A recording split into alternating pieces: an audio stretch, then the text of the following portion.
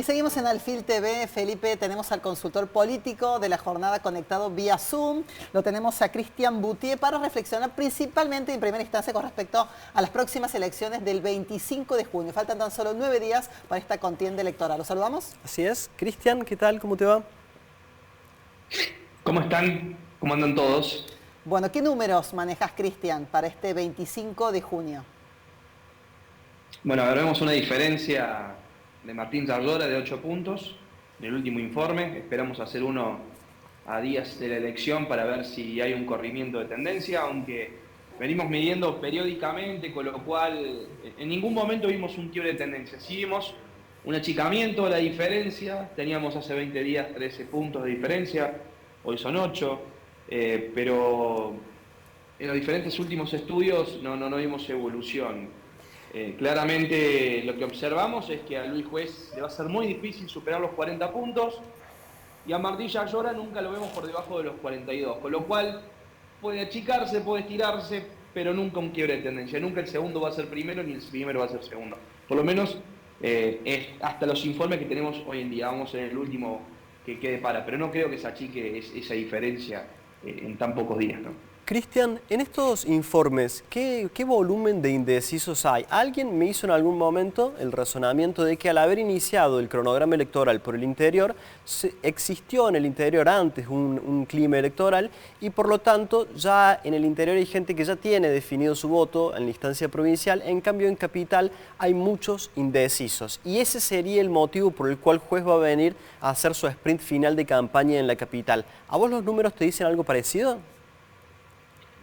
Nosotros llegamos con un 7-8% de indecisos, de los cuales cuando proyectamos una porción, porque nosotros catalogamos dos tipos de indecisos, el indeciso blando y el indeciso duro.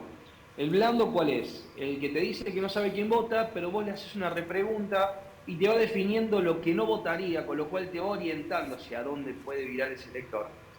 Y tenés el indeciso duro, que le preguntas, le haces la repregunta y te dice no sé, y te voto en blanco porque no sé o no voy a ir a votar. Con lo cual está claro que esa persona que tiene una mínima intención de ir a votar, pero claramente no lo sabe y bueno, hoy ese indeciso duro está rondando entre los 5 y 6 puntos a nivel provincial. No vemos una gran diferencia entre el interior y la capital. Vemos claramente de que ya tenemos por lo menos más del 90% de los electores que han definido su voto y por eso mismo no vemos un quiebre de tendencia. Cristian, este ensayo Schiaretti-Larreta, ¿qué implicancias le dio a Schiaretti y qué implicancias le dio a Juez? ¿Qué crees? Bueno, a Schiaretti no lo movió. Schiaretti sigue siendo el candidato más votado en términos individuales para la presidencia. A Yardora no lo movió, a Larreta sí lo movió y a Juez sí lo movió.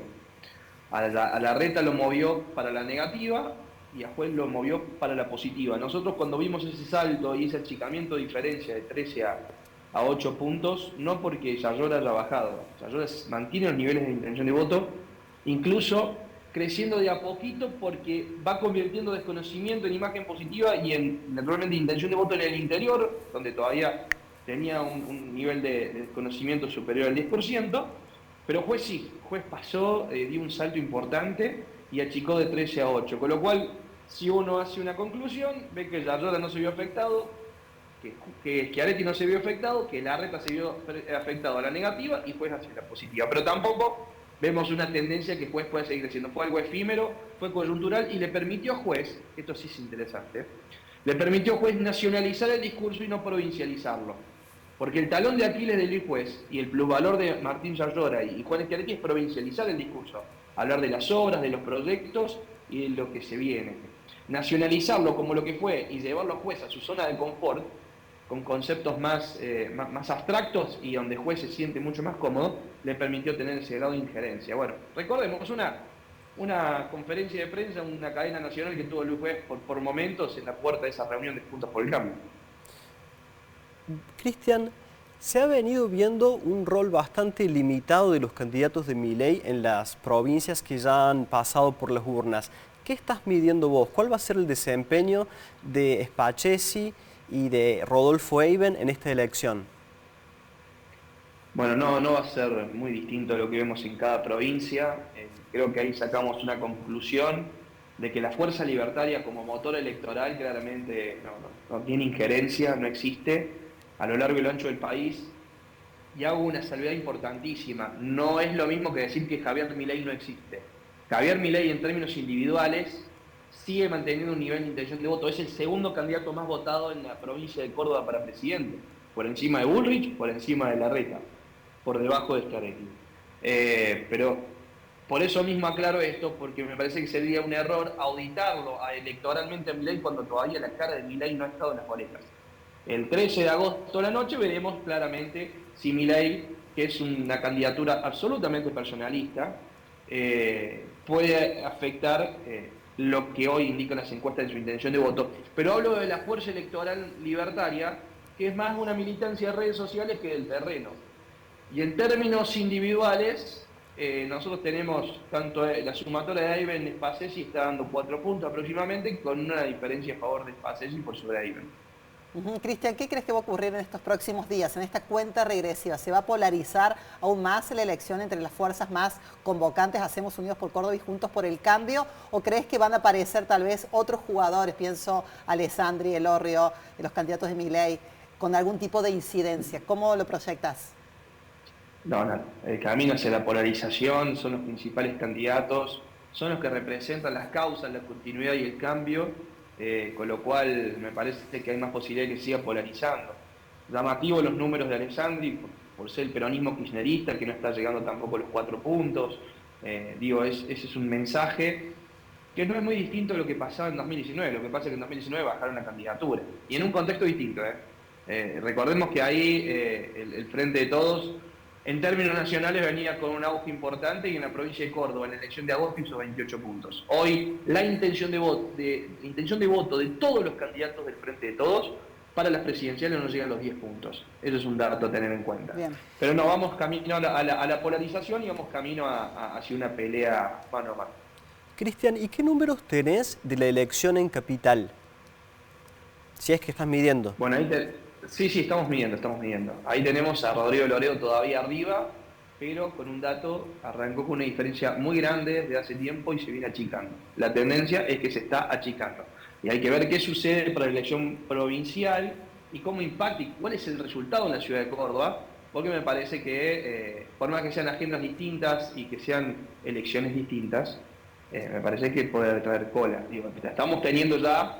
Pasamos de 18 puntos en un momento a 8, 7 puntos que hay en este momento, siempre a favor de Loredo, pero es una tendencia que a De Loredo le debería llamar la atención y hay que ver el resultado.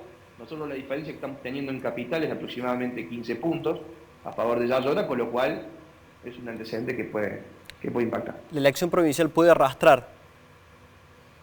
Exactamente, a ver, vuelvo al mío, son elecciones distintas. La gente sabe bien lo que está votando cuando vota gobernador, cuando vota presidente y cuando vota intendente. Y ni hablar cuando son fechas distintas. Por eso mismo, me parece que hay que primero esperar qué sucede el 25 de la noche. Pero después de eso, me parece que si la elección termina siendo con una diferencia muy importante en la capital, me parece que por la tendencia que se mantiene vamos a tener que rever lo que puede suceder un mes siguiente. Cristian, y con ese mismo resultado positivo, en caso de que gane Yayora, ¿de qué manera va a impactar en Schiaretti? Bueno, a ver, creo que Schiaretti está en una situación particular. No le alcanza para colgarse la banda presidencial, pero le alcanza para ser un actor absolutamente decisivo en la disputa que se puede dar entre otros actores. Para los cordobeses, Schiaretti está cumpliendo el mismo rol que cumplió De la Sota en 2015. Posiblemente es el candidato más votado para la presidencial en el marco de las PASO. Lo mismo que le pasó a José Manuel De la Sota cuando compitió con Sergio Massa. Córdoba terminó demostrando que el tándem De la Sota y Schiaretti eran los mayores protagonistas. Pero en términos nacionales, su nivel de desconocimiento crece fuertemente y principalmente la madre de todas las batallas que es la provincia de Buenos Aires. Pero con los 25, 27 puntos que tiene intención de voto, ya le da de piso poder pasar a la segunda fase, a las elecciones generales. Digo, le permite superar la barrera 1.5. Solamente con lo de Córdoba, más lo que pueda pescar en el marco de la construcción que pueda hacer en términos federales, principalmente en la provincia de Buenos Aires. Cristian, para terminar, ¿qué observación puedes compartir con nosotros respecto de cómo se están sintetizando las internas del Frente de Todos y de Juntos por el Cambio?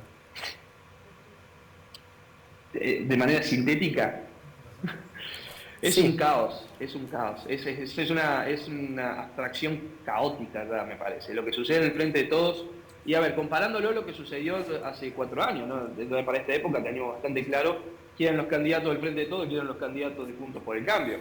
Es caótico porque en el Juntos por el Cambio hay 2 modelos totalmente distintos que están disputando poder, tanto el de Bullrich como el de Larreta, y en el Frente de Todos claramente hay una acefalía contundente, digo, porque uno puede plantear el liderazgo de Cristina, pero no es el liderazgo del 2019, es un liderazgo donde es protagonista, pero protagonista desde afuera.